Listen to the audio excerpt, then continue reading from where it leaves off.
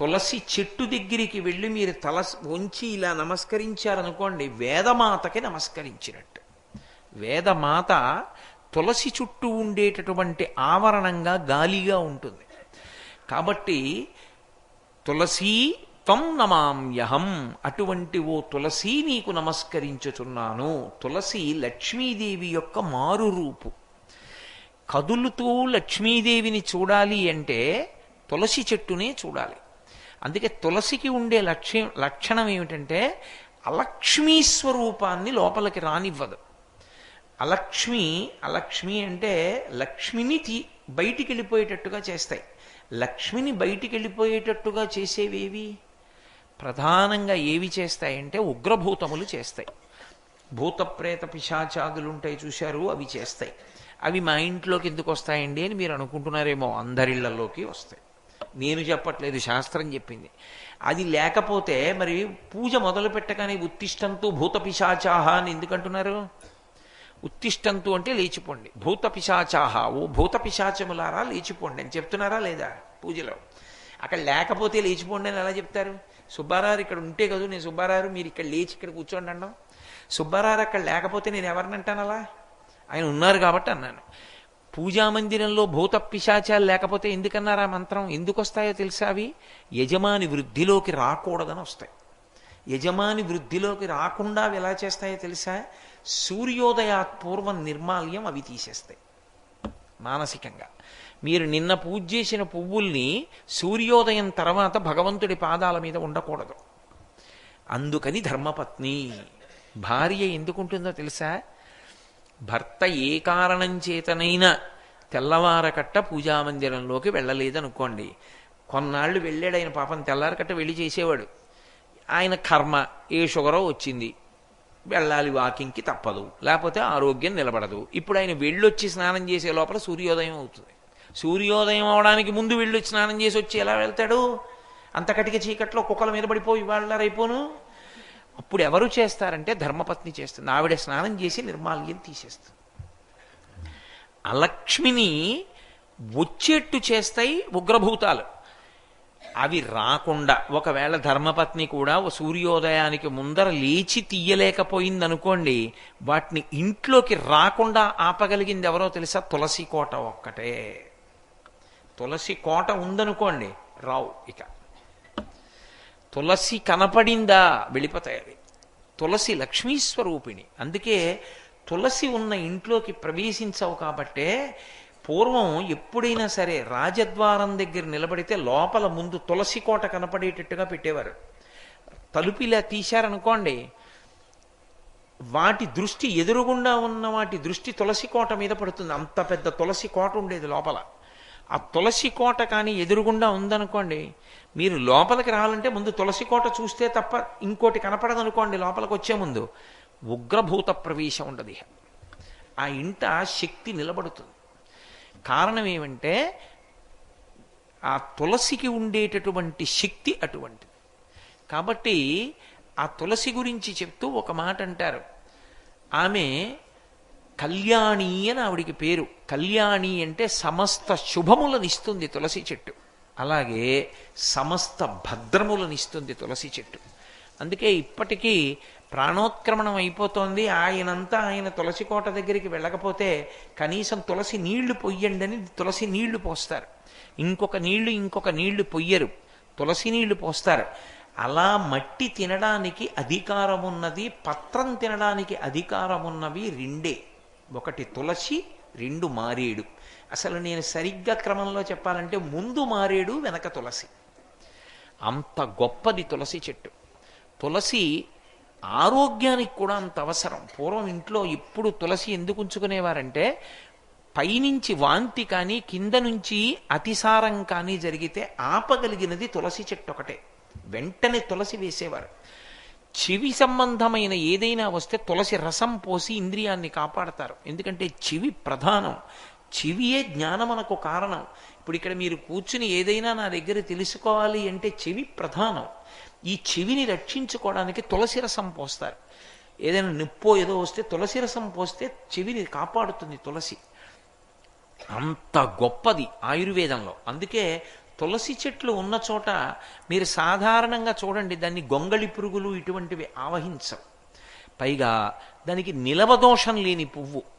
యథార్థంగా చెప్పాలంటే మీరు ఇవాళ సాయంకాలం తెచ్చిన పువ్వు రేపు పొద్దున్న పూజ చేయకూడదు. సూర్యోదయానికి వికసించిన పువ్వు తీసుకొచ్చి పూజ చేయాలి. చైతన్య కుసుమ ప్రియా అని పేరు. అలా చేయాలి తప్ప ఇవాళ రాత్రి పువ్వులు కొని రేపు పొద్దున్న పూజ చేస్తానండి అంటే ఆ పూజని పూజగా స్వీకరించారు దేవతలు. ఏదో తప్పక పట్టణాల్లో ఉన్నామండి, కొద్దిగా నీళ్లు జల్లుతాం, అందుకే తద్దోష నివారణార్థం కాసిన నీళ్లు జల్లి పూజ చేస్తాం. ఇప్పుడు నా ఇంట్లో పూల మొక్కలు తెమ్మంటే ఇప్పుడు నన్ను పువ్వులు పూజ చేయమంటే ఎక్కడ చేయను? అలా లేకపోతే అక్షతలు చేయమని చెప్పింది శాస్త్రం. కానీ దానికి బదులుగా ఏదో కాసి నీళ్లు జల్లి ఆ పువ్వులు పూజ చేయడం. తులసికి ఒక లక్షణం ఉంది. అయితే తులసి ఎప్పుడు పడితే అప్పుడు కొయ్యకూడదు. కొన్ని కొన్ని తిథులు ఉన్నాయి, ఆ తిథుల్లో తులసి చెట్టును ముట్టుకోకూడదు, పత్రి కొయ్యకూడదు. ఆ తులసి తెచ్చి ఇంట్లో ఉంచుకుంటే మీరు కొన్నాళ్ల పాటు పూజ చేయొచ్చు. అందుకే సాధారణంగా ప్రయాణంలో ఉన్నప్పుడు ఏం చేస్తారంటే ఇంత తులసి ఇన్ని మారేడు దళాలు పెట్టిలో పెట్టుకుంటారు. పూజా పెట్టిలో పూజ పెట్టని ఒకటి ఉంటుంది. ఎవరికైనా అలవాటు ఉంటేను, బట్టలు తప్ప అవన్నీ ఎందుకండి మాకు అనుకునే వాళ్ళకి అవన్నీ ఎందుకు, కాసిన మారేడు దళాలు కలిసిన తులసి పెట్టుకుని తాను ఎక్కడున్నా దీంతో పూజ చేస్తాడు. వాటికి నిలవదోషం లేదు. మారేడుకు మరీ ఎక్కువ, అవి ఎండిపోయినా చేయొచ్చు. కాబట్టి ఇన్ని శక్తులు ఉన్నది. అందుకే నమస్తులసి కళ్యాణి, నమో విష్ణు ప్రియే శుభే, నమో మోక్ష ప్రదే దేవి, నమః సంపత్ ప్రదాయకే. ఈ శ్లోకం చెప్పి నీళ్లు పొయ్యాలి తులసి కోటలో. ఎందుకు పోస్తారు అంటే తులసి ఒక్క దాంట్లో తులసి కోటలో నీళ్లు పోశారండి అంటారు ఇళ్లల్లో. చూడండి, అలా అనడానికి కారణం ఏమిటో తెలుసా? అనేకమైనటువంటి చెట్లు ఏడుస్తాయి ఒక ఇల్లు కట్టుకుంటే. మనం ఎందుకు ఏడుస్తాయంటే చెట్లకి ప్రాణం ఉంటుంది. ఆ ప్రాణం కూడా వాటికి ఎలా ఉంటుందంటే అది తొందరగా వ్యానం విడిచిపెట్టదు, దాన్ని అది పట్టుకుంటుంది చెట్టుని. అందుకే పెద్ద పెద్ద చెట్లని కొడితే పూజ చేయకపోతే అక్కడ ప్రమాదాలు జరుగుతూ ఉంటాయి. ఆ చెట్టుని పడగొట్టి కోసి తెచ్చి చిత్రియ పట్టి మనం తలుపులు కిటికీలు పెడతాం, అవి ఏడుస్తాయి. నన్ను ఇలా తీసుకొచ్చి పెట్టాడు, పచ్చగా చెట్టుగా ఉండేదాన్ని నరికి తెచ్చాడని. అవి పడుతున్న బాధ పోవాలంటే వాస్తుహోమం చేసి గృహప్రవేశం చేస్తారు. రామాయణంలో రాముడే చెప్తాడు, దీర్ఘాయుష్మంతుడు కావాలి, ఇంట్లో ఉన్న యజమాని సంతోషంగా ఉండాలి అంటే తప్పకుండా వాస్తుహోమం చెయ్యాలి అని చెప్తాడు లక్ష్మణస్వామితోటి. కాబట్టి ఆ చెట్లకి ఇన్ని చెట్లు నరికి తెచ్చి ఇంట్లో కిటికీలు తలుపులు పెట్టుకున్నటువంటి దోషం విరిగిపోవాలంటే కొన్ని చెట్లు పెంచి నీళ్లు పొయ్యాలి. అన్ని చెట్లు పెంచడానికి నీకు ఇల్లు లేకపోతే తులసి కోటలో ఇన్ని నీళ్లు పోస్తే చాలు. ఇన్ని నీళ్లు పోస్తే అన్ని చెట్లు నరికిన పాపం పోతుంది, ఈ చెట్లు సంతోషిస్తాయి. ఒక్క తులసి చెట్టుకి నీళ్లు పోసాడు చాలు, మేము వీడి ఇంటికి కిటికీలుగా తలుపులుగా ఉంటామని కోరుకుంటాయి. అందుకే తులసికి నీళ్లు పొయ్యాలి. ఇళ్లల్లో తులసి కోట ఉంచుకుని తప్పకుండా నీళ్లు పోస్తూ ఉంటారు. నమస్తులసి కళ్యాణి, ఆమె కళ్యాణి, సమస్తమైనటువంటి మంగళములకు కారణము. నమో విష్ణు ప్రియే శుభే, ఆమె విష్ణువుకి ప్రియపత్ని. లక్ష్మియే తులసిగా ఉంటుంది లోకంలో, లక్ష్మీదేవి అంశ. అందుకే బ్రహ్మగారు వరం ఇచ్చాడు. సరే, జలంధరోపాఖ్యానానికి ముందు తులసి యొక్క వృత్తాంతంలో ఆయన ఇచ్చిన వరాలలో ఉంది నువ్వు లక్ష్మీస్వరూపిణివి అని. కాబట్టి నమస్తులసి కళ్యాణి, నమో విష్ణు ప్రియే శుభే, నమో మోక్ష ప్రదే దేవి. ఆ తులసి కోట మోక్షాన్ని ఇస్తుంది. ఎందుకు ఇస్తుంది నేను ఇందాక మీతో చెప్పా. ఇవ్వడానికి కారణం ఏమిటంటే తీర్థములన్నీ దాని మొదట్లోకి వచ్చి నిలబడతాయి. ఎందుకు వస్తాయో తెలుసా? ఒక ఆయనకి చిన్నతనంలో భక్తి వచ్చిందండి. ఆయన తీర్థాలకు వెళ్ళాడు, పుణ్యక్షేత్రాలకు వెళ్ళాడు, స్నానం చేశాడు. ఒక ఆయన సరి అయిన మార్గంలో నడవలేదు. కానీ వయసు ఉడిగిపోయిన తర్వాత తెలుసుకున్నాడు, అరే రే తీర్థం ఎంత గొప్పదిరా, ఎప్పుడు చేయలేదు నేను తీర్థస్నానం, పాడు చేసుకున్నాను రా అని బాధపడ్డాడు. ఇప్పుడు ఎలా మళ్ళీ కిందకి వెళ్ళగలడా? ఓపిక వస్తుందా? వెళ్ళి స్నానాలు చేయగలడా? చేయలేడు. ఆయన ఆర్తి తీర్చడానికే తీర్థములన్నీ తులసి కోట మొదట్లో ఉంటాయి. ఇప్పుడు ఆ నీళ్లలో తులసిలో నీళ్లు పోస్తే ఆ మొదట ఉన్న మట్టి అందులోకి వస్తుందా? ఆ నీళ్లలో వేళ్లు పెట్టి ఇలా అనుకున్నాడు అనుకోండి, సమస్త తీర్థ స్నానం చేసినట్టే. అందుకే అంత గొప్పగా శాస్త్రం కిందకి దిగొచ్చింది, అనుగ్రహించారు దేవతలు. తులసి కోట ద్వారా అనుగ్రహించారు, తులసి మొక్క ద్వారా అనుగ్రహించారు. ఆ తులసి లక్ష్మీ స్వరూపం కనుక శ్రీ మహావిష్ణువు అత్యంత ప్రీతి. అయితే ప్రీతి అన్న మాటలో మీరు ఒకటి అర్థం చేసుకోవాలి. ఆయనకి తులసి అంటే ఇష్టం, రావంటే ఇష్టం లేదు, అలా ఉండదు. ఒకటి ఇష్టం అంటే ఒకటి ఇష్టం లేదనేనా కాదా దాని అర్థం. నాకు జంతికలు అంటే ఇష్టం అండి అన్నాను అనుకోండి, నాకు ఇష్టం లేనిది కూడా ఒకటి ఉందనేనా దాని అర్థం. మీకేమి ఇష్టం అండి అని అడిగారు అనుకోండి, నేను నవ్వు నవ్వి నాకు ఇష్టం కాంది లేదండి అన్నాను అనుకోండి, అన్నీ ఇష్టం అని అర్థం కాదు. విష్ణువుకి తులసి అంటే ఇష్టం అని నేను అన్నాను అనుకోండి, అంటే ఇష్టం లేనిది ఏదో ఉందనేనా అర్థం. ఓటి ఇష్టం లేనివాడు విష్ణువు ఎందుకు అవుతాడు, పరమేశ్వరుడు ఎలా అవుతాడు? ఆయనకి ఇష్టం కాదు తులసి. తులసి మన అదృష్టం. ఎందుకో తెలుసా? లక్ష్మిని నారాయణునితో చేర్చడం కళ్యాణము ద్వారానే సాధ్యం. లక్ష్మిని నారాయణుడి పక్కకి చేర్చాలనుకోండి, ఎలా? కళ్యాణం చేయాలి, అవునా? లక్ష్మీనారాయణ కళ్యాణం చేస్తే లక్ష్మిని నారాయణుడి పక్కకి సమంత్రకంగా చేరుస్తారు. జీవుడు బ్రహ్మముతో ఐక్యము పొందినట్టు. కళ్యాణం వేరు, వివాహం వేరు. చాలా మందికి వచ్చేటటువంటి పనికిమాలిన సందేహం ఏమిటంటే, భగవంతుడికి ఎందుకంటే నీ పెళ్ళిళ్ళు అంటుంటారు. అది పెళ్ళి కాదు, అది కళ్యాణము. నేను పెళ్లి చేసుకున్నప్పుడు నా శుభలేఖ మీద కళ్యాణ శుభలేఖ అని వేసుకోకూడదు, అది వివాహ శుభలేఖ. నేను ఎత్తుకున్నది వివాహము. వివాహము అంటే విశిష్టమైనటువంటి పరమేశ్వరుణ్ణి పొందడానికి నేను ఆశ్రమం మారాను, బ్రహ్మచర్యం నుంచి గృహస్థాశ్రమంలోకి వెడుతున్నాను. అందుకని అది వివాహం. పరమేశ్వరుడిది వివాహం కాదు, కళ్యాణం.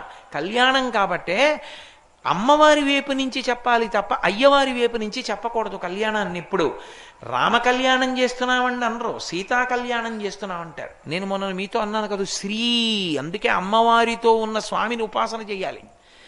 జీవబ్రహ్మైక్య సిద్ధికి అమ్మవారు లేకపోతే కళ్యాణం ఎలా చేస్తారు నాకు చెప్పండి? ఎలా కుదురుతుంది కళ్యాణం చేయడం? కుదరదు, కళ్యాణం చేయలేరు మీరు. అమ్మవారిని అయ్యవారితో చేరుస్తారు. అందుకే సీతా కళ్యాణం, రుక్మిణీ కళ్యాణం, పార్వతీ కళ్యాణం, పద్మావతీ కళ్యాణం అంటాం తప్ప శివ కళ్యాణం, రామ కళ్యాణం, కృష్ణ కళ్యాణం అనరు. అమ్మవారు అయ్యవారి వైపు గెడుతుందంటే జీవుడు బ్రహ్మముతో కలుస్తాడు. జీవ బ్రహ్మైక్య సిద్ధికి కళ్యాణం అని పేరు. ఎన్ని జన్మలకైనా కోరుకోవలసింది ఏదంటే జీవ బ్రహ్మైక్య సిద్ధి. అదే జ్ఞానము, అదే మోక్షము. అది మనుష్య జన్మ యొక్క చిట్ట చివరి ప్రయోజనము, మొదటి ప్రయోజనము, మధ్య ప్రయోజనము, పరిపూర్ణ ప్రయోజనము. అందుకే కళ్యాణాలు తరచుగా చేస్తుంటారు. ఎక్కడ చూసినా కళ్యాణం అండి, కళ్యాణం అండి, కళ్యాణం అండి అంటూ ఉండడం, కళ్యాణం టికెట్లు కొనుక్కుంటూ ఉండడం, కళ్యాణం చేయించుకుంటూ ఉండడం, నేను కళ్యాణం చేసి వచ్చానండి అంటూ ఉండడం. ఎందుకు వచ్చింది? కళ్యాణమే జీవితంలో అత్యంత ప్రధానమైనటువంటి అంశము. అందుకే మీరు ఉత్సవాలు ఎన్ని చెయ్యండి, చిట్ట చివర దేంతో ముగించాలంటే శాంతికర కళ్యాణంతో ముగిస్తారు. శాంతికర కళ్యాణము అంటారు. వీళ్ళిద్దరూ కలుసుకున్నటువంటి శుభవేళ లోకము భయములను పోగొట్టుకొనుగాక, అందరూ శాంతి పొందెదరుగాక. ఆ శాంతికి కారణం జీవబ్రహ్మైక్య సిద్ధి. అయ్యవారు అమ్మవారు కలిసి కూర్చున్నట్లుగా మనం దర్శనం చేయడం.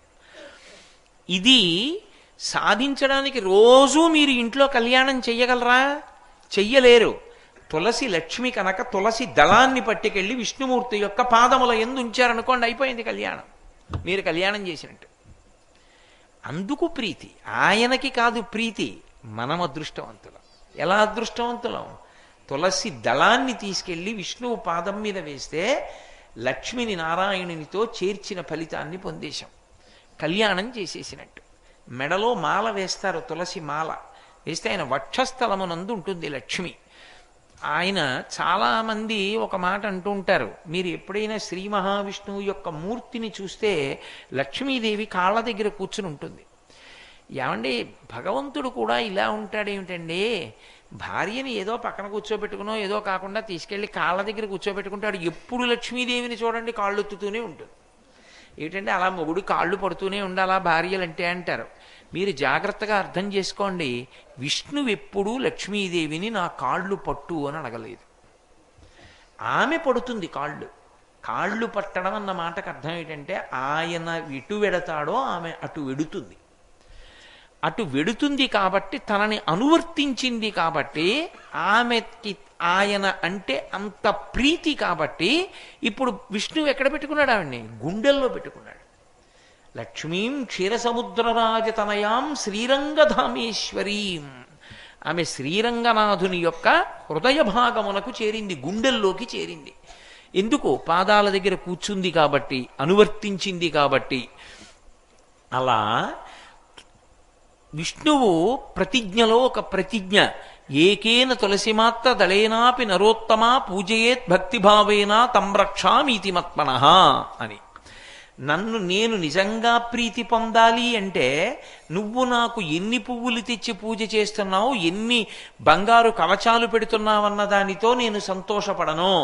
నువ్వు పరమ ప్రేమతో ఒక్క తులసి దళాన్ని తీసుకొచ్చి నా పాదాల మీద పెట్టు, నేను పరిపూర్ణమైన తృప్తి పొందుతాను. తులసి మీకు ఏదో కష్టపడి సంపాదించవలసినటువంటిది కాదు. తులసి ఎక్కడ పడితే అక్కడ మురుస్తుంది. ఒక్క తులసి దళాన్ని ఆయన పాదముల మీద వేస్తే, భక్తితో వేస్తే ఆయన పొంగిపోతాడు. అదే ఏడుకొండలవాడి కథ. ఒకానొకప్పుడు తొండమాన్ చక్రవర్తి వెంకటేశ్వర స్వామితో మాట్లాడేవారు. వెంకటేశ్వర స్వామి కూడా మాట్లాడుతుండేవారు. మీరు నన్ను నమ్మగలిగితే నేను మీతో ఒక సత్యం చెప్తా. వెంకటేశ్వర స్వామి ఇప్పటికీ వింటారన్నీ. అన్నీ తెలుసు ఆయనకి, అన్నీ తెలుసు. ఎవరిని కొండ మీదకి రానివ్వాలో తెలుసు, ఎవరిని రానివ్వకూడదో తెలుసు. ఎవరు తనకి పరమభక్తుడో తెలుసు, ఎవరు భక్తుడు కాడో తెలుసు. నేను మీకు ఇంకా సత్యం చెప్పాలంటే, ఆయనకి అభిషేకం చేసి స్నానం చేశాక ఇప్పటికి చెమట పడుతుంది. ఆ చెమట తుడుస్తారు బట్టతోటి. ఆ తుడిచిన బట్ట వాసన చూస్తే సువాసనలు వస్తాయి. మొన్ననే నేను వెంకటాచలం వెళ్ళినప్పుడు ఆయన ఒళ్ళు తుడిచిన బట్ట కళ్ళజోడు తీసేయమని నా కళ్ళ మీద పెట్టారు. పెడితే నాకు 1.5 సేపు చల్లతనం వదలలేదు కళ్ళని పట్టుకుని. అంత సువాసనలు వస్తుంది. దివ్యమూర్తి. ఇప్పటికీ ఆరాధన చేసే పెద్దలను అడగండి, వెంకటేశ్వర స్వామి వారిని ముట్టుకున్నప్పుడు పసిపిల్లవాడి శరీరం ముట్టుకున్నంత మెత్తగా తగులుతూ ఉంటుంది అని చెప్తారు. అది విగ్రహం కాదు. నకృతం దైవసంఘైశ్చ నకృతం విశ్వకర్మణ స్వేచ్ఛయా క్రీడతే తత్ర ఇచ్ఛారూపం విరాజిత. మహానుభావుడైన ఆయన మాట్లాడాడు చాలా కాలం. తొండమాన్ చక్రవర్తితో మాట్లాడేవాడు. ఒకప్పుడు తొండమాన్ చక్రవర్తి వచ్చి అహంకారం ప్రదర్శించాడు. నేను రోజు బంగారు తులసి దళాలతో పూజ చేస్తానన్నాడు. మరునాడు వెళ్ళాడు. వెళ్ళేటప్పటికి ఆయన కాళ్ళ మీద బంగారు తులసి దళాలు లేవు, పక్కకి వెళ్ళిపోయి మట్టి తులసి దళాలు ఉన్నాయి. తెల్లబోయి అడిగాడు, ఇదేమిటి నేను బంగారు తులసి దళాలతో పూజ చేస్తే పక్కకి తోసేసి బంకమట్టి తులసి దళాలు నీ పాదాల మీద ఉన్నాయన్నాడు. నువ్వు చేసిన పూజ ఏ పూజ? నేను బంగారు తులసి దళాలతో చేస్తున్నానని అహంకారంతో చేశావు, పక్కకి తోసేశాను. అంటే మరి బంకమట్టితో ఎవరు చేశారన్నాడు. పరమభక్తుడు ఒకడు ఉన్నాడు నాకు, వాడు చేశాడు, అది పుచ్చుకున్నానన్నాడు. ఎవరు వాడు, ఎక్కడ ఉన్నాడని అడిగారు. నీ రాజ్యంలోనే ఉన్నాడు, భీముడు అని చెప్పి కుమ్మరివాడు, వెళ్ళి చూడన్నారు. వెళ్ళాడు తొండమాన్ చక్రవర్తి. వెళ్ళేటప్పటికి ఆయన కుండలు చేసుకుంటున్నాడు. కొయ్య వెంకటేశ్వర స్వామి మూర్తిని పెట్టి మట్టి తయారు చేసేటప్పుడు కుండ మొట్టమొదటిది చేయగానే విరిగిపోతుంది. దాంతో బంకమట్టి తులసిదళం చేసి ఆయన పాదముల మీద పెట్టేవాడు. స్వామి ఉన్నాడు అని నమ్ముకునేవాడు.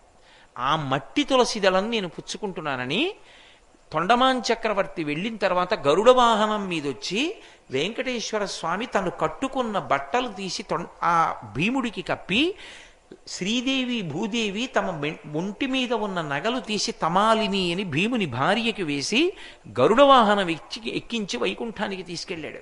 యథార్థంగా జరిగిన గాథ భవిష్యోత్తర పురాణంలో. కాబట్టి ఒక్క తులసి దళం ప్రీతితో కాని భగవంతునికి సమర్పిస్తే ఆయన పరవశించిపోతాడు. మీరు రొట్ట తేవక్కర్లేదు. భక్తి ఉన్నది నిజమైతే ఏదో ఒకటి ఇవ్వకుండా ఉండలేరు కనుక ఒక్క తులసి దళం చాలు, ఆయన పరవశించిపోతాడు. అంత గొప్పది తులసి. తులసి లక్ష్మి. ఆ దళమునందు లక్ష్మి ఉంటుంది. ఆ తులసి దళం ఆయన పాదాల మీద వేస్తే సమస్త లక్ష్ములను మనకిస్తాడు. అన్ని ఐశ్వర్యాలని మనకిస్తాడు మోక్షలక్ష్మితో కలిపి. అందుకే తులసి అంత గొప్పది. ఆ తులసి సాధారణంగా ఆరాధనలో విష్ణువునకు ఉపయోగపడుతుంది. విష్ణు భగవానుణ్ణి పూజించడంలో తులసిని వాడుతుంటాం. ఆ తులసితో వాడితే ఒక గుర్తొకటి పడింది లోకంలో. మీరు ఇదో చమత్కారం మీకు. ఆ ఉపాసనా క్రమమునందు ప్రచండమైనటువంటి స్వాములు, అంటే చాలా చాలా గొప్ప స్వరూపాలు పొందినటువంటి వాళ్ళు శివుడు విష్ణువు, వీళ్ళిద్దరికీ 2 మచ్చలు ఉన్నాయి. ఈ లోకంలో ఎప్పుడైనా మచ్చ అన్నాను అనుకోండి నేను, అది అపకీర్తికి గుర్తు. ఆయనకు ఓ మచ్చ ఉందండి అన్నాను అనుకోండి, ఆయన చాలా గొప్పవారండి అన్నారు అనుకోండి, మీకు అంతవరకే తెలుసు ఆయనకి ఓ మచ్చ ఉంది అన్నాను అనుకోండి, అంటే ఏమిటి దాని అర్థం? ఆయన జీవితంలో ఏదో అపకీర్తి ఉందనేనా? శివకేశవులు ఇద్దరికీ 2 మచ్చలు ఉన్నాయి. ఆ 2 మచ్చలు అపకీర్తుల వల్ల రాలేదు, వాళ్ళు లోకం కోసం చేసిన త్యాగం వల్ల వచ్చింది. ఒకటి, శ్రీ మహావిష్ణువుకి ఈ నడుం చుట్టూ మొలత్రాడు కట్టుకుంటే పడుతుందే మచ్చ, అటువంటి మచ్చ ఒకటి ఉంటుంది. ఆ మచ్చ ఎందుకు వచ్చింది అంటే, తనంత తాను యశోదాదేవికి లొంగిపోయి ఆవిడ చేత త్రాటి చేత కట్టబడ్డాడు కాబట్టి దామోదర అని పేరు వచ్చింది. కాబట్టి ఉదరే మాత్రా బద్ధ, ఉదరే నామ్యా మాత్రా బద్ధ ఇది దామోదర. కాబట్టి త్రాటి చేత కట్టబడ్డాడు ఒకనాడు, యశోద చేత మచ్చపడింది. అంటే భక్తి కలిగినటువంటి వాళ్ళు, ఏమీ చదువుకోని వాళ్ళైనా, గోపిక ఆమెకేం తెలుసు యశోదకి? ఏమీ తెలియకపోయినా సరే ఆ యశోదకి లొంగిపోయాడు కాబట్టి దామోదరుడు అయ్యాడు, మచ్చపడింది. అంటే నేను లొంగుతాను సుమా, భక్తి కలిగిన వాళ్ళ చేత కట్టబడతానని చెప్పడానికి గుర్తు ఆ తాడు. అది దామ అన్న మాటకు అర్థం అది. దామ అంటే కట్టడానికి ఉపయోగపడుతుంది. ఏ తాటితో కడతారు మీరు పరమేశ్వరుణ్ణి? భగవంతుణ్ణి కట్టే తాళ్ళు లోకంలో లేవు. భగవంతుణ్ణి కట్టడానికి ఉపయోగపడే తాడు ఒక్కటే, భక్తి తాడు. భక్తి పాశము చేత కడతారు. యమపాశము, ఆశాపాశము, భక్తి పాశము, ఇవన్నీ పాశము అంటే కట్టునది. భక్తి పాశము భగవంతుణ్ణి కట్టేస్తుంది. ఈ భక్తి పాశము చేత కట్టబడేవాడు సుమా అని చెప్పడానికి దామ శబ్దం వేస్తారు. ఆ భక్తితో దేంతో కట్టాలి? భక్తి ఉంది అంటే ఒక్క తులసి దళం చాలు, నువ్వు పరమేశ్వరుణ్ణి కట్టగలవు. పరమశివుణ్ణి కట్టారు. ఎలా కట్టారు? భక్తితో వెళ్ళి స్తోత్రం చేశారు. హాలాహలం పుచ్చుకున్నాడు లోపలికి, కంఠం మీద నల్లటి మచ్చ వచ్చింది. తెల్లటి శివుడికి నల్లటి మచ్చ వస్తే అపకీర్తి వచ్చిందా? లోకం కోసం మహానుభావుడు విషపానం చేశాడని శ్రీకంఠ గరళకంఠ అని స్తోత్రం చేశారు. ఈశ్వరుడి విషయంలో మచ్చ కూడా కీర్తికి కారణమైంది తప్ప అపకీర్తికి కారణం కాదు. అందుకే భగవంతుడికి దామోదర అని పేరు రావడానికి కారణం, దామము ఉదరమందున్నవాడు, తాటి చేత కడుపు చుట్టూ కట్టబడినవాడు, భక్తి పాశముల చేత కట్టబడతాడు. అంటే ఇప్పుడు రామదాసు గారి హృదయం ఎక్కడుంది ఆ పద్యం చెప్పడంలో? శ్రీ రఘురామ చారు తులసీదళదామ అంటే ఒక్క తులసిదళంతో నిన్ను ప్రీతితో రామాని పిలిచి పూజ చేస్తే చాలు. రామా, నువ్వు కట్టబడతావు, నువ్వు అనుగ్రహిస్తావు, నువ్వు అంత రక్షిస్తావు. భక్తి అన్నది ఉంటే చాలు, వెంట పడతాడు రామచంద్రమూర్తి. త్యాగరాజస్వామి ఒకానొకప్పుడు దక్షిణ దేశంలో యాత్రకు వెళ్ళారు. ఒక ప్రత్యేక కారణానికి వెళ్ళారు. ఇప్పటికీ త్యాగరాజస్వామి ఎక్కడ ఉండి కీర్తనలు చేశారో కంచిలో ఆ దేవాలయం ఉంది. త్యాగరాజస్వామి తిరిగి వస్తున్నప్పుడు ఒక జమీందారు త్యాగరాజస్వామి వారికి డబ్బు ఇస్తానన్నాడు. శిష్యుడు అన్నాడు, మా గురువుగారు అలా డబ్బులు పుచ్చుకోరు, మా గురువుగారు అలవాట్లేదన్నాడు. అంటే ఏదో కొంత డబ్బు ఇచ్చి ఆ జమీందారు అన్నాడు, మీ గురువుగారు సీతారామ కళ్యాణం చేస్తుంటారట కదా ప్రతి సంవత్సరం శ్రీరామనవమికి, ఆ కళ్యాణంలో వాడుకోండి అన్నాడు. అయితే ఇది రామచంద్రమూర్తి కళ్యాణానికంటే రాముడికా అన్నాడు. అవును అన్నాడు. దాచుకోవడానికి పెట్లు అవి ఏం లేవు త్యాగరాజు గారికి. త్యాగరాజు గారిని పల్లకీలో కూర్చోబెట్టి శిష్యులు మోసి తీసుకెళ్లేవారు. త్యాగరాజు గారు కూర్చునే పల్లకీలో బొంత కింద పెట్టాడు ఆ డబ్బు శిష్యుడు. పల్లకి తీసుకుని వెళ్ళిపోతున్నారు అడవిలో. ఎదురు నుంచి జనం పరిగెత్తుకొచ్చారు. ఎందుకు పరిగెత్తుకొస్తున్నారన్నారు త్యాగరాజస్వామి. ఏమీ లేదండి, దారి దొంగలు వస్తున్నారు, పారిపోతున్నాం ఇటు తిరిగి అన్నారు. అంటే మన దగ్గర ఏముందిరా పారిపోవడానికి, పదండి అన్నారు త్యాగరాజస్వామి. శిష్యుడు అన్నాడు, అయ్యా ఉందండి అన్నాడు. ఏ ఉందన్నారు? మీ బొంత కింద డబ్బు ఉందన్నారు. ఎక్కడిదిరా డబ్బు అన్నారు. జమీందారు దగ్గర పుచ్చుకున్నాను అన్నాడు. ఎందుకు పుచ్చుకున్నావు అని అడిగారు. మీకోసం పుచ్చుకోలేదు, రాముడి కోసం పుచ్చుకున్నాను రామనవమి కళ్యాణానికి అన్నాడు. అయితే ఆ డబ్బు రాముడిదేనా అన్నారు. రాముడిదే అన్నారు. అయితే రాముడు చూసుకుంటాడు, నీకెందుకు నాకెందుకు, పద అన్నారు. పల్లకి మోసుకుని వెళ్ళిపోతున్నారు. దొంగలు వచ్చారు. ఇద్దరు మంచి బలిష్టమైనటువంటి దొంగలు త్యాగరాజస్వామి వారి పల్లకి దగ్గరికి వచ్చారు. వచ్చి ఇలా చూసి వాళ్ళు వెనక్కి తిరిగి పారిపోయారు. త్యాగరాజు గారు మాట్లాడలేదు, వాళ్ళు మాట్లాడలేదు, పారిపోయారు. కొంత దూరం వెళ్ళిన తర్వాత చీకటి పడింది. భగవంతుణ్ణి నమ్ముకున్న వాడికి భయం ఏముంటుందండి? అరణ్యంలో చెట్టు కింద దిగి త్యాగరాజస్వామి పడుకున్నారు, శిష్యులు పడుకున్నారు. మరునాడు ఆ దగ్గరలో ఏదో చెరువు ఉంది, స్నానం చేసి అనుష్ఠానం చేసుకుని మళ్ళీ బయలుదేరుతున్నారు. ఆ దొంగలు ఇద్దరు మళ్ళీ వచ్చారు. వచ్చి త్యాగరాజస్వామి కాళ్ళ మీద పడ్డారు. మీకేం కావాలరా అన్నారు త్యాగరాజస్వామి. ఏమీ అక్కర్లేదు కానండి, నిన్న మీ పల్లకీ దగ్గర ఇద్దరు కనపడ్డారు. ఇద్దరు కోదండాలు పట్టుకుని ఉన్నారు, మెరిసిపోతున్నారు కిరీటాలు పెట్టుకుని. ఒక ఆయన నల్లటి మబ్బు పట్టిన మేఘం ఇందాక వచ్చిందే అది ఎలా ఉంటుందో ఆ రంగులో ఉన్నాడు. ఒక ఆయన ఎర్రగా ఉన్నాడు. మీ పల్లకీ దగ్గరికి మేము వచ్చేటప్పటికి వాళ్ళిద్దరూ వింటినారి సారించారు. మేము హడిలిపోయి పారిపోయాం. కానీ ఎంత అందంగా ఉన్నారండి వాళ్ళిద్దరూ. చంపేస్తే చంపేశారు, కానీ ఓసారి చూద్దామని వచ్చాను, చూపించండి అన్నారు. త్యాగరాజస్వామి ఏడిచారు. ఒరే, మీకైందిరా రామలక్ష్మణ దర్శనం, నాకు అవలేదని. తనని నమ్ముకున్నటువంటి భక్తుణ్ణి కాపాడడానికి రామలక్ష్మణులు ఇద్దరూ కూడా త్యాగరాజస్వామి వారి పల్లకీ పక్కన నడిచారు. ఆయన పల్లకీలో కూర్చుని ఉండగా నమ్ముకున్నటువంటి వాడికి భక్తి అనేటటువంటి తాటి చేత రాముణ్ణి కట్టవచ్చు. రాముడు వెంట తిరుగుతాడు.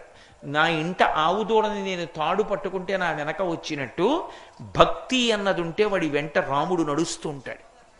కాబట్టి తులసి చేత కట్టబడిన వాడు అన్నప్పుడు చారు శబ్దం. ఎందుకంటే ఇంత భక్తికి లొంగిపోయేటటువంటి వాడివా రామా, ఇంత గొప్పవాడివై భక్తి ఉంటే చాలు లొంగిపోతావా, వెంట తిరుగుతావా? అందుకని చారు తులసి దళదామా. ఒక్క త్యాగరాజు గారికే కాదు, ఒకానొకప్పుడు తులసీదాస్ గారు చిన్న కుటీరం ఉండేది. ఆ కుటీరంలో పడుకుని నిద్రపోతున్నారు. నిద్రపోతుంటే ఇద్దరు దొంగలు వచ్చి ఆ కుటీరానికి కన్నం వేసి లోపలికి వెళ్ళారు. లోపలికి వెళ్ళి ఉన్నవి ఉన్నాయి అక్కడ, ఏదో ఆచమనం చేసే పాత్ర, అభిషేకం చేసుకునే పాత్ర, ఉద్ధరిణి, 4 గిన్నెలు, 2 గ్లాసులు దొరికాయి. అవే మూట కట్టుకుని బయటికి వెళ్ళిపోదామని ముందు తల పెడతారు కదా బయటికి వెళ్ళేవాళ్ళు. కన్నంలోంచి బయటికి తల పెట్టారు. మంచి పాదరక్షలు వేసుకుని 2 పాదముల జంట కనపడింది. మెరిసిపోతున్నాయి పాదాలు. ఎవరివిరా అని తల పైకెత్తి చూశారు. మెరిసిపోతున్నాడు. ఆజానబాహు మరవింద దళాయతాక్షం, విశాలమైనటువంటి నేత్రములతో మోకాళ్ల వరకు వేలాడుతున్న చేతులతో కోదండం పట్టుకుని ఉన్నాడు. ఇటు చూసేటప్పటికి ఎర్రగా ఒక ఆయన ఉన్నాడు. అయ్యబాబోయ్ అని వెనక్కి పోయాడు. మళ్ళీ గంటాగి బయటికి వచ్చి చూడడం, మళ్ళీ ఇద్దరు ఉండడం, మళ్ళీ వెనక్కి పోవడం. రాత్రల్లా దొంగలు ఇద్దరు లోపలే కూర్చున్నారు. వీళ్ళు ఎక్కడ దొరికారా బయట మనకి, లోపలికి రారు, ఎక్కడికి బోరు, అలాగే నించున్నారు వీళ్ళని. తెల్లవారిపోయింది. తులసీదాస్ గారిని నిద్ర లేచారు. వీళ్ళిద్దరూ మూట కట్టు కూర్చుని ఉన్నారు. ఆయన వచ్చి అడిగారు, ఎవరు మీరని అడిగారు. మేము దొంగలం అన్నారు. అయితే ఆ మూటట్టుకు పారిపోయారా, ఎందుకు అలా కూర్చున్నారు కట్టుకుని అన్నారు. మాకు ఈ పాటి తెలివితేటలు లేక కాదండి, రోజు రాత్రి గంటకోసారి తల బయటెట్టాం. ఇద్దరు నించున్నారు. ఒక ఆయన నీలమేఘం ఎలా ఉంటుందో అలా ఉన్నాడు, ఒక ఆయన ఎర్రగా ఉన్నాడు. ఇద్దరు కోదండములు పట్టుకుని మా వంక కోరగా చూస్తున్నారు మేము బయటికి ఎడుతుంటే. అందుకని వెళ్ళడానికి దారి లేక మూట లోపలెట్టుకుని ఇలాగే కూర్చున్నా ఉన్నారు. తులసీదాస్ గారు ఏడిచి కీర్తన చేశారు. నా కోసం ఈ పనికి మాలిన ఉద్ధరిని, ఈ ఆచమన పాత్ర, ఈ అభిషేక పాత్ర కోసం రామలక్ష్మణులారా రాత్రి నిద్రపోకుండా ఇద్దరు నా పర్ణశాల ముందు కాపు కాశారా అని. భక్తి పాశములకు రాముడు అలా కట్టబడతాడు. ఎప్పుడోననుకోకండి. అందుకే భద్రగిరి దాశరథి కరుణాపయోనిధి. ఇప్పటికి భద్రాచలం మీద లేడు, ఇప్పటికి కాపాడటల్లా. ఎంతమందినో రామచంద్రమూర్తి చేత కాపాడబడిన వాళ్ళు ఒకళ్ళు ఇద్దరు కాదు. ఈ మధ్య కాలంలో గుంటూరులో ఉండేవారు, ఇప్పటికీ ఉంది రామనామ క్షేత్రం, మీరు వెళ్ళి చూడొచ్చు. ఆయనకి పుట్టుకతో రాముడంటే పిచ్చి. ఆఖరికి ఆయనకి పెళ్లి చేశారు. పెళ్లి చేస్తే పిచ్చయ్య గారని పేరు ఆయనకి. ఆయనకి పెళ్లి చేస్తే రాగం పిచ్చయ్య గారు అనేవారు. ఆయనకి పెళ్లి చేస్తే ఆయన అన్నారు, నాకు మేళతాళాలు వద్దు, నేను మంగళసూత్రం కట్టేటప్పుడు జీలకర్ర బెల్లం పెట్టేటప్పుడు గట్టిగా ఎలా మేళం చేస్తారో అలా గట్టిగా రామనామం చెప్పండి, తోరణాలు కట్టద్దు, కాగితాల మీద శ్రీరామ అని రాసి అవే తోరణాలుగా కట్టండి అని అడిగారు. ఆయన కోట్ల శ్రీ